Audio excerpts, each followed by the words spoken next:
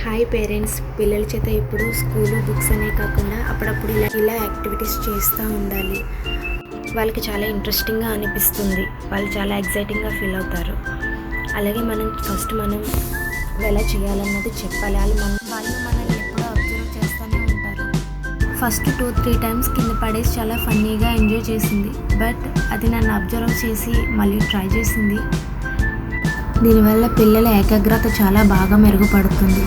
దేని మీదైనా ఇంట్రెస్ట్గా ఫోకస్ చేసే స్కిల్ వాళ్ళకి డెవలప్మెంట్ అవుతుంది. ఎప్పుడైనా ఫ్రీ టైంలో పిల్లలు మిమ్మల్ని ఇబ్బంది పడుతున్నప్పుడు ఇలాంటి గేమ్స్ చెప్పండి పిల్లలకి. పిల్లలు బాగా ఎంజాయ్ చేస్తారు, మిమ్మల్ని విసిగిచ్చరు.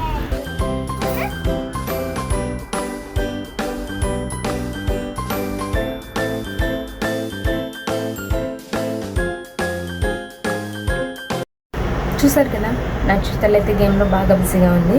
ఇప్పుడైతే నా చిత్తల కోసం స్నాక్ ప్రిపేర్ చేయాలనుకుంటున్నా. ఈ స్నాక్ అయితే నాకు హెల్దీ స్నాక్. ఈ స్నాక్ వల్ల దాని మైండ్ కూడా చాలా బాగా ఇంప్రూవ్ అవుతుంది. అలాగే దాని బాడీ మజిల్స్కి కానీ బోన్స్కి కానీ చాలా హెల్ప్ఫుల్ అవుతుంది అనమాట. ఈ స్నాక్ అయితే అందరికీ తెలిసిందే. మ్యాక్సిమం నేను ఇప్పుడు చెప్పే లోపే మీరు గెస్ట్ చేసేసే ఉంటారు నాకు తెలిసి.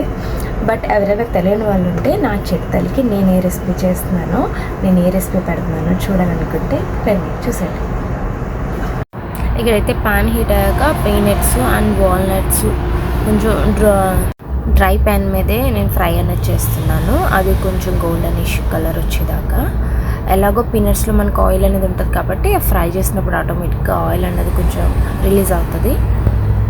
ఫ్రై అయ్యాక ఇంకొక సైడ్కి తీసేసి మళ్ళీ ప్యాన్ పెట్టి దాంట్లో కొంచెం జాగీర్ ఉంటుంది కదా, బెల్లం అండి. బెల్లం కొంచెం వేసి మనం తీసుకున్న క్వాంటిటీకి సరిపోయినంత జాగీర్ తీసుకుని మనకు చూస్తున్నారు కదా, హీట్కి అదే మెల్ట్ అయిపోతుంది. ఇంక మనం ఏమి వాటర్ ఏమి యాడ్ చేయట్లేదు, హీట్కి అదే మెల్ట్ అయిపోతుంది. కొద్దిగా మనం గీ అన్నది యాడ్ చేసుకుంటే మనం ఇది లడ్డూస్ కింద చుట్టుకుంటాం కాబట్టి బాగుంటుంది. అంతేకాకుండా బెల్లం మాడి కింద అంటుకోకుండా ఉంటుంది. బెల్లం అంతా మెల్ట్ అయ్యాక మనం ఫ్రై చేసి పెట్టుకున్నాం కదా డ్రై రోస్ట్, అవి యాడ్ చేసేయాలి. పీనట్స్, వాల్నట్స్, గుల్లపప్పు అంటారు. ఎంతమందికి తెలుసో నాకు తెలీదు. అవి చాలా మంచిది, కిడ్స్కైనా పెద్దవాళ్ళకైనా చాలా మంచిది. పొద్దున్నే తీసుకుంటే ఇంకా బెల్లంతో పాటు తీసుకుంటే చాలా చాలా మంచిది. అందుకని నేను అవి కూడా యాడ్ చేస్తాను. అవి అయితే ఫ్రై చేయక్కర్లేదు, డైరెక్ట్గానే మనం యాడ్ చేసేయచ్చు. ఇంకా నువ్వులు హెల్త్కి ఎంత మంచిదో అందరికీ తెలిసిందే కదండి. పాల కన్నా నువ్వుల్లో కాల్షియం అనేది చాలా ఎక్కువగా ఉంటుంది. సో నేను నువ్వులు కూడా యాడ్ చేసుకున్నాను, ఎందుకంటే నా చిట్టలు కూడా తింటుంది కాబట్టి. పెద్దవాళ్ళు తినలేని వాళ్ళు అయితే కొంచెం క్రష్ చేసేసి బెల్లంలో కలిపేయటమే. అంతేనండి, అయిపోయిందంతే. కలిపేయటం అయిపోయింది. ఇంకా లడ్డూల కింద ప్రిపేర్ చేసుకోవటమే. కొంచెం గీ అన్నది హ్యాండ్కి అప్లై చేసుకొని మరీ వేడి మీద కాకుండా కొంచెం గోరువెచ్చగా ఉన్నప్పుడు మనం లడ్డూస్ అనేవి చేసుకోవాలి. లేకపోతే అది టైట్గా అలాగే అచ్చు కింద ఉండిపోతుంది, మనకి లడ్డూస్ కింద రావు. సో కొంచెం వేడిగా ఉన్నప్పుడే కొంచెం నెయ్యి పాముకొని హ్యాండ్కి మనం లడ్డూస్ కింద నొక్కేసుకోవటమే. ఇది రోజుకి డైలీ మార్నింగ్ 2 తింటే సరిపోతుంది ఎవరైనా సరే. అది చూసారు కదా, నేను లడ్డూస్ ఎలా చేస్తున్నాను. ఫుల్గా హ్యాండ్కి గీ అప్లై చేసుకుని, అయినా హ్యాండ్ కాలిందండి. నా హ్యాండ్స్ రెడ్గా అయిపోయినాయి అవన్నీ చేశాక. బట్ టేస్ట్ మాత్రం చాలా బాగుంది. దీన్ని మైండ్ ఫుడ్ అంటారు.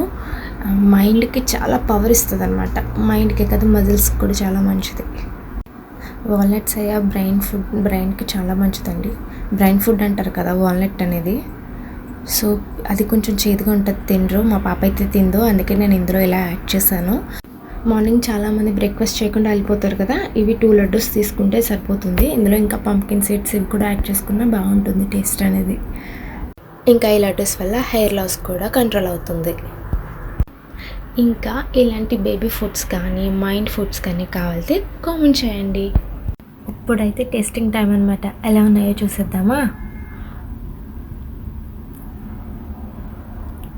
అబ్బా చాలా బాగున్నాయండి, నిజంగా చాలా బాగా నచ్చినాయి. చూస్తుంటే మళ్ళీ తినాలనిపిస్తుంది. గుల్లపప్పు పచ్చిది వేయటం వల్ల చాలా టేస్ట్గా ఉంది, ఆ క్రంచీనెస్ అలాగే ఉంది. బట్ ఇక్కడ నా హ్యాండ్స్ చూసారా ఎంత రెడ్ అయిపోయినాయో. మీకు కూడా నచ్చితే ట్రై చేయండి.